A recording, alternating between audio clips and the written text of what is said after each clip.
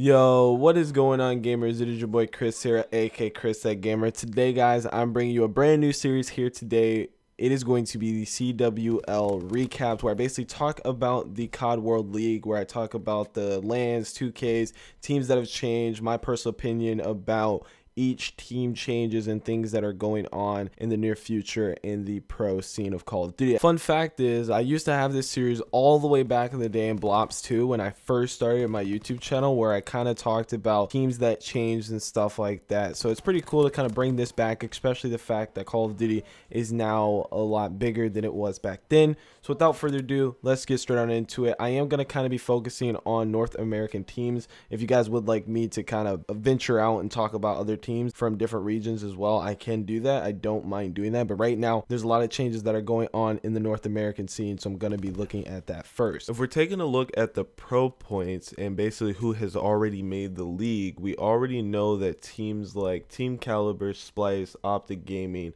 and Luminosity are all four in the COD World League. As of right now, it has been told that 70,000 pro points is the threshold for making the league. So a team like E United is basically predicted to make the league. They definitely should make the league. The only way that E United were to not make the league is if they do really bad at the upcoming 2K on the 30th of December, and then they also literally get double first round at New Orleans, which is literally not going to happen for this team. Now, if we take a look at some other teams that kind of are below it, we are looking at Red Reserve at 48,000, FaZe with 53,000, Envious with 47,000. Then we obviously have Echo Fox at 44,000 pro points. A team that I personally want to see how they're going to do. A team like Rise, they were doing so well back in Black Ops 3 to now only having 34,000 pro points. It seems pretty interesting because they're really far behind to try to make the league. Same with Evil Geniuses, 4 veteran Call of Duty players, and they are only at 27,000 pro points. If teams do want to make the league, they have to do really good at this upcoming 2K on the 30th of December, and then do really good at New Orleans, which is going to be January the 12th through the 14th,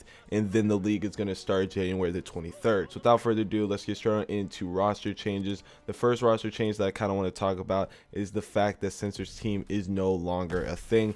Everyone has left that team, and that really does suck. Now, it is rumored that Methods and Censor are going to join E6. That's the case. I'm really excited for this team. I want them to do well, and that's basically all I have to say about Censor's roster change. I'm sorry that it didn't really work out for those 4 players. They were kind of doing well. The only person that kind of didn't see do that well in Respawn was Nagafin, but he's always kind of been like that. Interested to see how this is going to work out. Now, Ricky, a former Next Threat player, has already announced his brand new roster. Ricky is going to be playing with Decimate, Pharaoh, and Blastful. I just kind of want to talk about this really quickly. This obviously means that Parasite dropped Pharaoh and Blastful. I personally think that that is such a bad decision onto Parasite's behalf. He was doing so well with picking up 2 new guns, 2 young players, trying to form them into good Call of Duty players, and then after doing really well at Dallas, he just opted to go ahead and pick up old people that he's already played with. And I feel like pro players are always cycling through the exact same roster. I'm tired of seeing the same rosters with 1 new person onto it. You tried it once, stop trying to do it again. But Parasite's new team, which is rumored, he's been scrimming with these guys, they're probably going to be teaming. It's going to be Parasite, Study, Nagafin, and Pharaoh. Like I said before, Parasite's already teamed with Nagafin, said that he would never do it again after iDubbbz, and look, already back to trying to play with this guy yet again, just because he did some crazy stuff at Dallas. Interested to see if this is going to be good for Parasite or if Pharaoh's team is going to do a lot better. I'm honestly really interested to see how Ricky basically tries to teach these brand new players how to do well in Respawn. I don't want to see Pharaoh and Blastful's team lose a single search and destroy. Next roster change we're going to be looking at is going to be Godorex, Mochilla, Pandora, and Miracles. They're looking for an organization right now.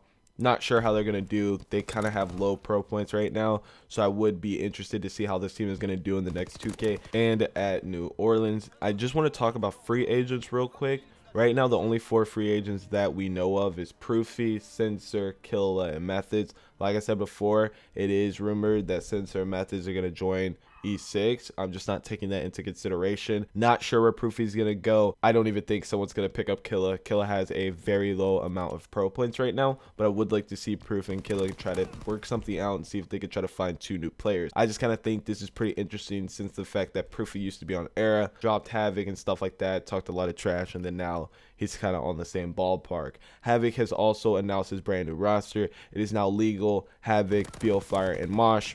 I like these players. I really want to see Havoc do well. I personally think he's be getting the short end of the stick, but also some people say he got dropped from Arrow because he wasn't grinding like he should have, like he was back in IW. So we'll see what happens. Hopefully him getting dropped lit the fire back into his eyes, and now he's ready to just start destroying people. Really interested to see how this team's gonna do. I don't think they're gonna make the league just because of how low pro points they have. They would literally have to win this next 2K and possibly win the event. It's gonna be super hard, but I like to see what's gonna happen. Now, the only other thing that we do know is that it's rumored that Echo Fox and Rise Nation are going to be making changes. I've kind of already confirmed that. The fact that Felony is now playing with Parasite, which means that someone kind of needs to replace that spot. So what's basically been talked about happening is that Aqua is going to come from Rise and go to Echo Fox, and he's basically going to be replacing Gunless. And the only thing that I can see to happen in that situation is that Gunless then takes Aqua's spot on Rise, basically switching and swapping players. Not sure if they're exactly going to do it, since obviously it is rumored to happen, but we don't know. We'll see. And it kind of was confirmed back on TP stream. Crim6 was basically like, yeah, those are the 2 teams that I know that is definitely making a change. Yeah, I'm quitting out. Okay. Wait, so what is Echo Fox's team then? And who's left on Rise? Are you live streaming? I'm live streaming. And he's M61, will you ever learn? What do you mean? What do you mean? What do I mean?